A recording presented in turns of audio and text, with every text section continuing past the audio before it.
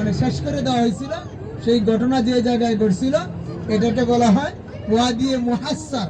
ওয়াদিয়ে মুহাসসার ওই জায়গার ব্যাপারে আল্লাহ নবীজি বলে গেছেন, আমাদেরকে নামানো হবে না যে কি বলে আপনার ওই জায়গায় যখন কেউ যাবে তখন যেন দ্রুত ওই জায়গা থেকে সরে যায়, কারণ এই জায়গাটা হলো আল্লাহর গজবের একটা আস্থানা।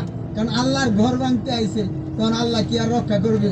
আপনার বাড়ি ভাঙতে যদি কেউ যায় আর আপনার যদি ক্ষমতা থাকে ওরে কয় টুকরা করবেন আপনি তো জানেন। তো এরকম আল্লাহ তাআলা ওদেরকে ওই যে আবাবিল পাখির মাধ্যমে একেবারে বংশ সহ শেষ করে দিছে।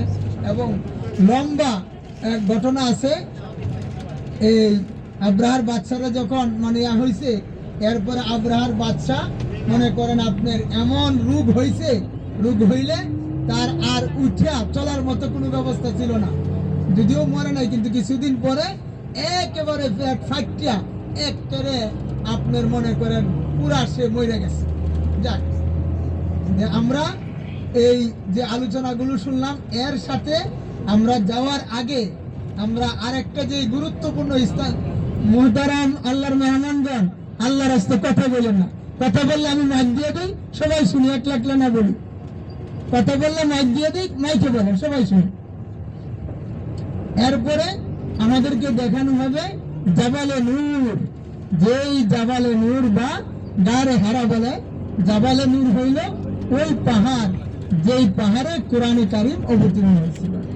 ওখানে হয়তো বাসলা সামান্য 2-10 মিনিটের জন্য দূরে নামাবে, কিন্তু ওখানে উঠতে দিবে না। এখন কেউ যদি আমরা উঠতে চাই তাহলে ব্যক্তিগত ভাবে সেখানে উঠতে হবে।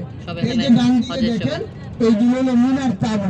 এই তাবুগুলোতে হাজী শাহজাহানরা 8 তারিখে অবস্থান করেন এবং তাসবিহ, তাহলিল, দুআ, দুরূদ, জিকির, আজকার এগুলি করতে থাকেন। জাবালে নূর হইল ওই পাহাড় যেই পাহাড়ে আল্লাহ তাআলা কোরআনে কারীম অবতীর্ণ করেছিলেন। এই পাহাড়ে আবার একটা গুহা আছে যেটাকে বলা হয় গারে হেরা। গারে হেরা এই পাহাড়ে আল্লাহ নবী যখন বয়স 40 হয় তখন আল্লাহ নবী